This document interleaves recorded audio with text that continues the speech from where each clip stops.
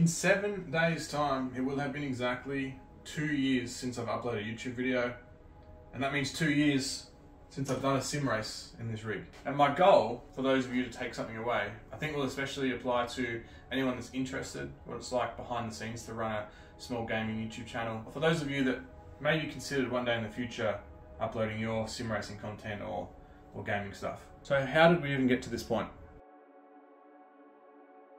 So previously, before the Swolabear channel uploaded sim racing content, I actually first was playing World of Warcraft. Because I was putting so much time into it, I had this big thought while I was at university that why am I not uploading or making something out of all this time that I'm investing? So I'm playing WoW every day for at least a little bit, and so that it's not like a completely wasted amount of time, I thought I'll make something out of it. I'll upload it to YouTube. All I have to do is get past the hurdle of that kind of social fear, you know, for bad feedback or whatever, and I never know where it will go. And then I can feel like my efforts into playing the game have some kind of return. 300 and something videos later, I found myself, I was getting a little bit older and the game itself had died down a little bit, starting to not play it as much. And what happens with a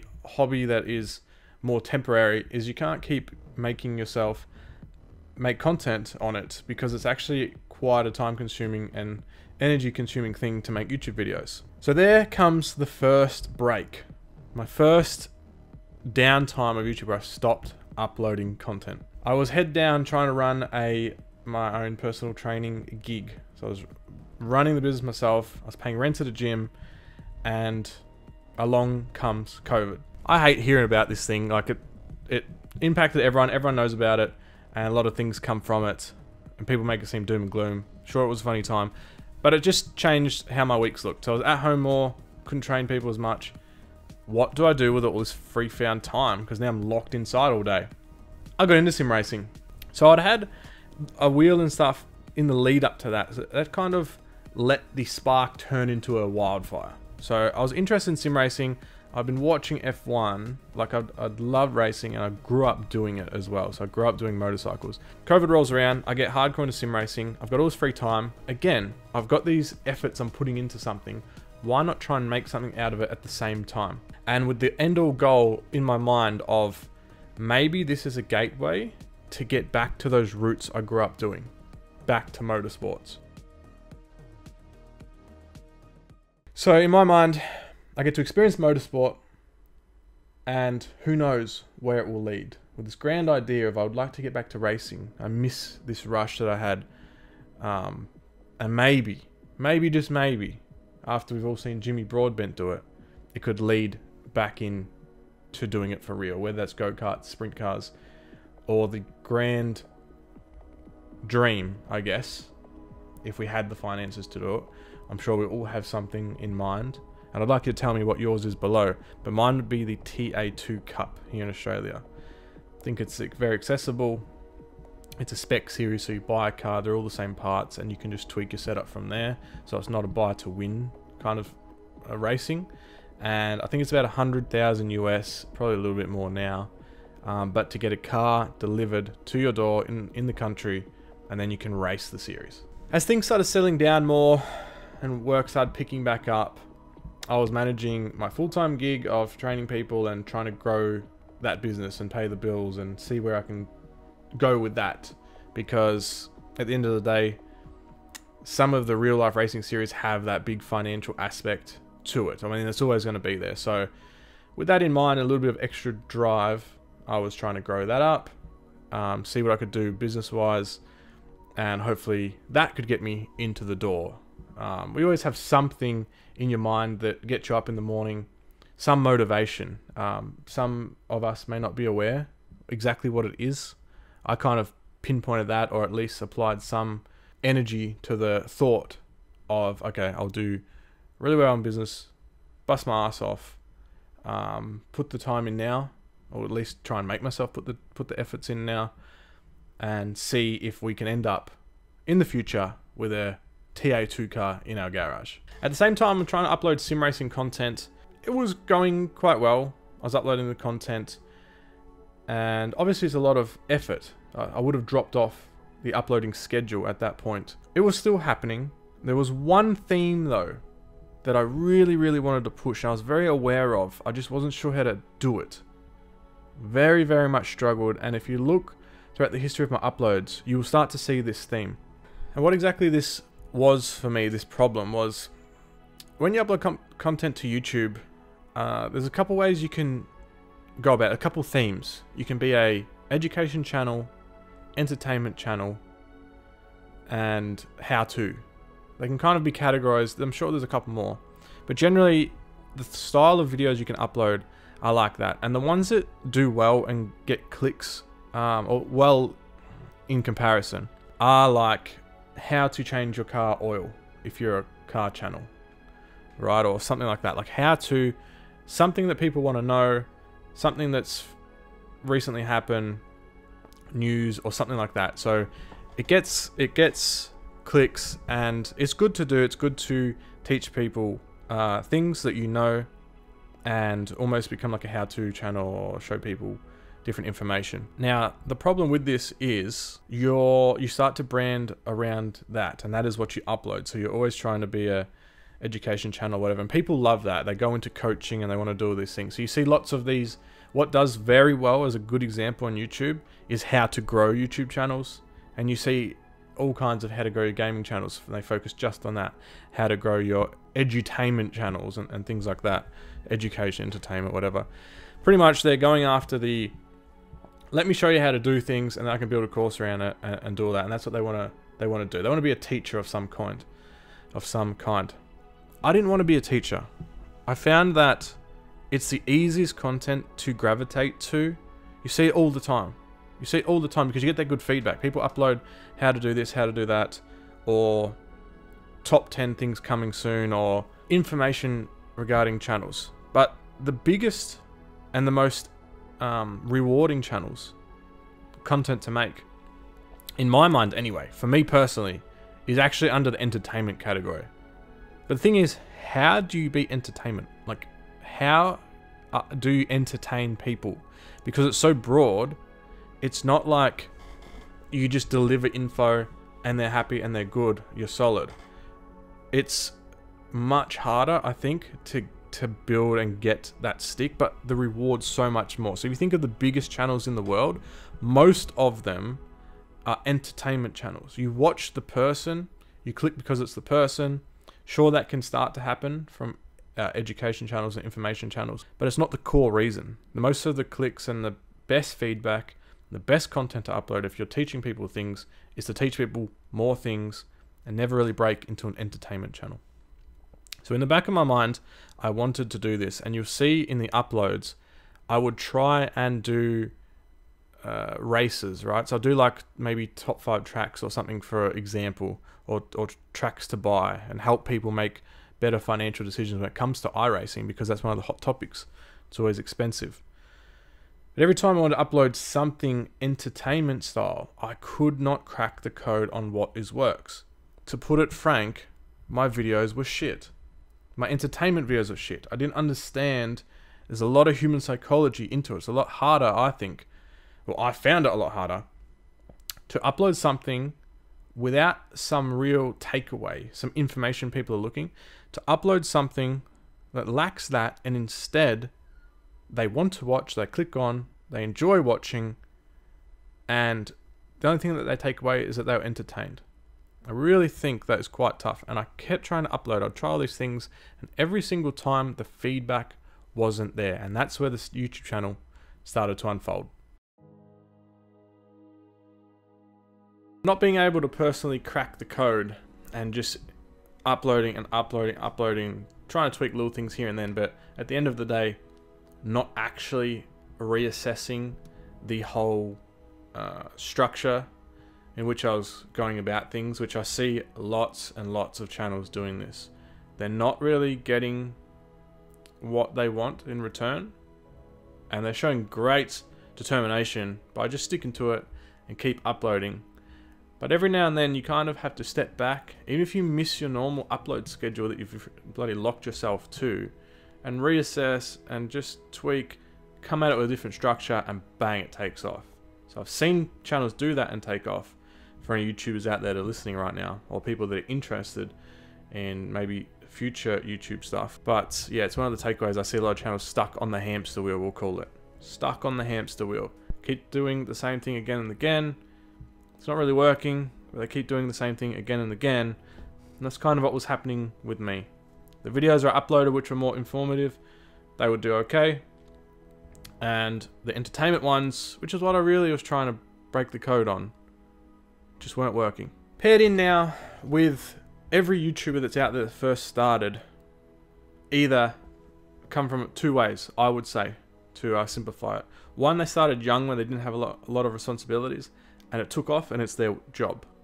Or two, every YouTuber otherwise that wants to do it full time or would like to pursue it more, and instead of having to split their efforts with work to pay the bills, found themselves in that internal struggle between having to go to work to pay the bills, their real passion lies at home or whatever they are doing to make YouTube content, but the YouTube content doesn't bring in money, even though it takes a heap of effort. It's its own job. The efforts are split, so it's a double-edged sword. One, you've got less time to make videos, but then all your free time that you're using to make videos, you're uploading, and you're not getting any return. You may be getting $2 or $3 per week, especially for small gaming channels. So we're starting to feel that. I'm feeling it at work. It's turning out the personal training and trying to own the gym lane for me, when push comes to shove, the passion really wasn't there to do that full time, and that consumed my whole life. My real passion, which I was starting to really identify back with, is motorsports. I grew up with a motorcycle, 6 years old, PW50, went into Speedway, watched F1 all the time, loved racing, every form of it, and that never changed throughout this whole thing. While I was at the gym, while I was doing my sim content, even when I was starting to have trouble with my uploads, I'm not being able to upload as much because of this internal struggle that we'll all feel at some point, the love for motorsports never really went away. Another aspect that come up that YouTubers or people interested will take away from this is the CPM, they call it. So different content on YouTube gets different ads. So gambling, well, that's not a good one. Gambling brings a lot of money to sponsorships and advertisements, though, on that note. But for example, finance channels. Finance channels are doing a video on top 10 stocks, are going to get backed by people that want to target that audience. So whether it's big financial things, Vanguard and all that stuff, when they're doing ads, guess which videos they go on? They go on the financial ones. So because that realm is so sought after, and they will pay a lot more for their ads, well then the YouTubers themselves get a higher cut, and that's called the CPM, credit per 1,000 views, milli, or whatever they refer to it as. The gaming one, unfortunately for us here, and this is where everything started lining up negatively, is low. There's not much ad revenue when it comes to the gaming content. Now the negativity is stacking. I'm finding myself in a hard point in life where I'm trying to get out of my work. I don't really know how to do it. I have this dying passion here, which I see other people, just a few, because it's a very niche topic, making a lifestyle out of, or making it their career. And yeah, I was real stuck in a corner. Then the final point is such a niche topic. I feel like one, there's only a couple of people that have done it and really made something out of it. Two, ad stuff makes it very hard. Three, also it's hard to break out and get lots of views, because while the niche got popular in the lockdowns, because everyone's stuck at home, everything else got popular as well. So I figured, how many people really are out there watching sim racing content? Am I trying to cater to a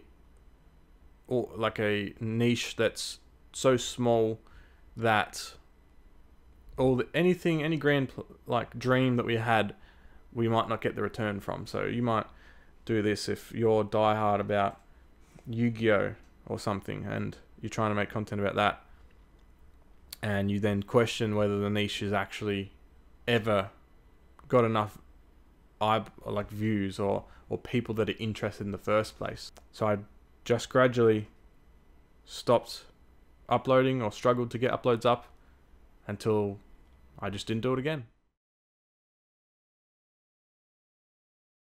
But I was wrong. Not wrong in the fact that all those negative aspects aren't real. They are real. You don't get shit AdSense for the ads, for example. I'm not harping on it, it's just an easy one to explain. I wasn't wrong about those negative aspects. They're real. It's a small niche. Takes a lot of time to upload content. Only a couple have ever made it from this niche, and you will get to points in a lot of YouTube careers where you question everything. It takes so much effort and you don't find any return, like any type of business. Like, it's not like you know what you're getting when you go to a job, that you get your paycheck at the end of the week. It's a very quick reward for your efforts. You can spend years of your life on this stuff with this dream in mind, and it never comes through, and it's super, super hard to deal with as just a human. But here's what I was wrong about. I was wrong of the fact of even really putting any emphasis on these dreams in the first place. These end-all things that are in the future. Because I've realized something. If you focus on achievements, you will achieve nothing. And what I mean by that is, if you are chasing these things in the future, it will take a long time to get there. We're all aware of that. People know they need to work hard for things, but you will not enjoy the points now in order to get there. And if you do get there, guess what? You're going to set more future goals in the after that, because why would you stop? Like, let's say all of us here, we're all sim racers, or you want to be pro gamers, you want to be a Fortnite professional, and you grind and you grind and you grind, and you go through all the shit, but in the back of your head, you've got this dream, and you get there, and you're on a grand esports stage, or you do get a drive in a real race car as a sim racer, and you did that through uploading content, then what? Like, is that it? You're not going to chase wins now? You're going to chase championships? You're going to try and get better? And these future goals? Because I think that's the end of the game. Well, that's the whole game for humans, for people, is to have these things that you're looking forward to and chase them, but to not emphasize it too much. And the point that I got wrong was not understanding that my true passion and finding and looking back towards I was a kid after going through all this negative stuff that was happening in my weeks and really questioning everything was, I'm not sim racing and making content in order to get into a freaking real race car. It would be nice. I think we all agree it would be nice. I'm doing it because I just freaking love motorsport. I love racing. It took me a long time to come back around to that. I built up the efforts to put this thing back together, to set it up better than I had it before. Rediscover just that pure joy, that pure passion just for motorsport and racing. I've done practice laps on this last night, and I felt it again. It just is so fun. It's so cool. Cars and motorbikes are so cool. Racing is so cool. It's like, I just think it's the most pure sport out there. Like, you race someone or a group of people to the finish line. You just have to beat them there. It's so simple, but then so technical at the same time. And so after this whole journey, I think the thing I'm most definitely grateful for is really being able to identify and discover my true passion. And you hear the stuff all the time, find your passion, all this nonsense, which doesn't help. I heard that so many times. I listen to podcasts all the time of gurus and business people saying, find your passion, without giving you any strategy or very half-assed attempt of how to actually do it. For you there, that if you're struggling as well, one thing is to look back at what you really enjoyed as a kid. It can be hard to remember at times, but just allow yourself to listen to what it is. And good chances are, if you're into sim racing, you've spent the money on one of these big setups to slam in your house, if you watch F1 and all that stuff, it might not be your only passion, but it sounds like to me, just like me, one of your biggest passions is racing. So what I want to do is give you the okay, the go ahead, the approval to allow yourself to pursue that rather than be so withheld. Like, we have to be so restrained in life all the time. We can't do this because things are too expensive. We have to go to job. We can't do this event because we have to go to work. All this stuff. What I want for everyone is that they do less of what you don't want to do on this planet, and then you have the approval to do more of what you want to do. Now, obviously, you can't be ridiculous and freaking quit your job tomorrow, but you don't really have to bust your ass off for doing things that don't really bring you a whole lot of joy when it can be so simple. Just allow yourself to follow your passions. Think back to when you were a kid. Identify what they are. Try a few different things if you're not sure. Try heaps of things. It's the only job you have in this life is to find out what you really enjoy. And when you do identify it, or if you think you have identified it, go and chase it a bit more. Stay out late watching F1 like I do because I'm in Australia and all the times are like 1 or 2 a.m. But I don't care because it's one of the best things of the whole year for me is watching every single Grand Prix. And I'll arrange my Monday off in the morning in any way that I can so I can do more of what I enjoy. And that's consuming racing and just being all about it because that's just what I want to do. I hope you have the approval to go and do what you want. I haven't done a race in 2 years and I'm about to sign up for one right now. Click up in that video to do it with me live and see how this goes.